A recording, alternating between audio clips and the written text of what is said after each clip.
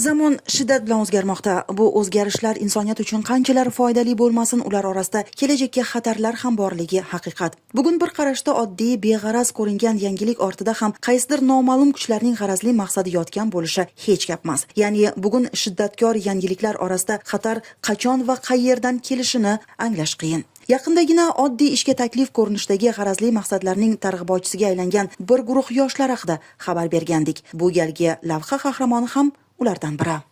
Ijtimoiy tarmoqlarning Telegram saytida tungi vaqtda bir erkak va bir ayolning ko'p qavatli binolarning kiraverish eshiklari hamda binolarning kirish qismida, aholi gavjum joylarda qora rangli bo'yoqda Buxoro shahrining turli nuqtalarida Rossiyadagi ish haftasiga $400 Telegram raqam Telegram manzil yozuvlari chizib ketilayotganligi keng jamoatchilik muhokamasiga sabab bo'lgan edi. Mazkur holat yuzasidan joriy yilning 7-aprel kuni viloyat ichki ishlar boshqarmasi, jinoyat qidiruv boshqarmasi, giyohvand moddalar va psixotrop vositalarning noqonuniy muomalasiga qarshi kurashish bo'limi xodimlari tomonidan olib borilgan tezkor surishtiruv ishlari davomida aniqlanishicha, ushbu fuqaro 2005-yil Shofirkon tumanida tug'ilgan, hozirgi vaqtda Buxoro shahridagi savdo markazlaridan birida ishlab kelayotgan fuqaro bo'lib chiqdi. U 2024-yil ishlash maqsadida Rossiya Federatsiyasiga chiqib ketadi va joriy yil yanvarida qaytib keladi. Qaytib kelgach muqim ish o'rniga ega bo'lmaganligi sabab ijtimoiy tarmoqlardan ish izlashni boshlaydi va Telegram kanali orqali Buxoroda ish bor guruhi tarmog'iga kiradi va unga ish taklif qilgan menejer Artur nomli abonent foydalanuvchisi bilan tanishib qoladi. O'zini hojatbaror deb tanishtirgan bu kishi unga PDF shaklida Rossiyada ish haftasiga $400 Telegram kanaliga murojaat qil mazmunidagi ijtimoiy tarmoq manzili tushirilgan reklama tablichkalar yordamida ushbu yozuvlarni shaharning ko'p qavatli binolari kiraverish qismiga va aholi gavjum joylarda chizish taklifini beradi. Bunga rozi bo'lgan yigit 29-yanvar kunidan 7-fevral kunigacha bo'lgan vaqt oralig'ida ushbu reklama yozuvlarini aholi gavjum joylardagi bino devorlariga qora rangli bo'yoq yordamida chizib chiqadi. Har bir yozuv uchun unga ish beruvchi tomonidan 9000 so'm pul to'lanadi. Vaqtinchalik ishsiz yurgan vaqtimda Rossiyadan qaytib kelganimdan keyin ish qidirib, ish axtarib yurganimda Buxoroda ish bor degan Telegram ijtimoiy tarmog'idan ish topgandim. E'lon yopishtirish edi. Haftasiga $400 Rossiyada ish bor degan. Uni devorlarga, podyezdlarning tagida chizib ketish kerak edi. Har bitta chizilgan e'lonlar uchun 9000 so'mdan berilishi kelishilgandi.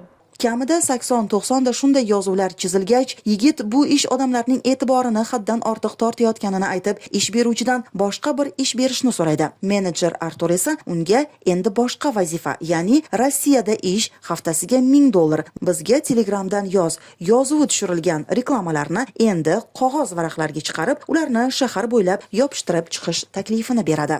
Aslida bu reklama ko'rinishidagi ijtimoiy tarmoq manzillari giyohvand va psixotrop moddalar savdosi bilan shug'ullanuvchi narkobiznes do'konlarga tegishli bo'lib chiqadi. Olib borilgan surishtiruv harakatlari davomida ushbu yigit Rossiyada ish haftasiga $1000 bizga Telegramdan QR kod tasvirlangan varoqlarni Buxoro shahri hududi bo'ylab yopishtirib chiqqanligi va har bir yopishtirgan varog'i uchun ish beruvchidan 1500 so'mdan olganligi, shuningdek, kuniga taxminan 200-300 dona ana shunday reklama varaqlarini yopishtirganligi ma'lum bo'ldi. Joriy yilning 29-yanvar kuni video kuzatuv vositasiga tushgan ayol u bilan oldindan tanish bo'lgan Shofirkon tumanida yashovchi qiz bilan olib borilgan surishtiruv harakatlari davomida u haqiqatdan ham ushbu yigitni reklama ko'rinishidagi grafitilar chizib, yopishtirib yurganligidan xabari borligini, ammo uning harakatlariga sherik emasligini ma'lum qiladi. Fuqaroning yashash xonadoni xolislar ishtirokida ko'zdan kechirilganda jami 71 dona Rossiyada ish haftasiga $1000 bizga Telegramdan QR kod tushirilgan varoqlar borligi aniqlangan va ular tegishli tartibda hujjatlashtirib olingan. Qog'ozlarni ham yopishtira boshladim, qog'ozlarga o'tdim. Ularga har bitta qog'oz uchun 1500 so'mdan berishdi. 7-aprel kuni IBV xodimlari men bilan bog'lanishib, tushuntirish ishlarini olib borishdi.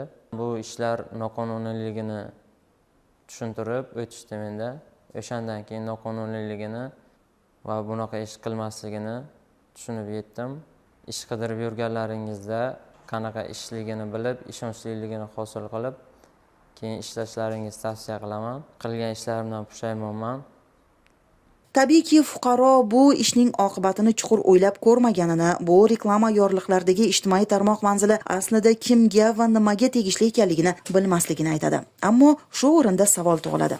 Har qanday ongli inson Rossiyada yaxshi maoshli ish uchun reklama shart emasligini anglashi lozim. Biroq oson ko'ringan pul topish yo'li har doim ham yaxshilikka yetaklamasligini o'ylab ko'rmagan yigit endi qilmishi uchun jazo olishi muqarrar. Hozirda holat yuzasidan tergov harakatlari davom etmoqda.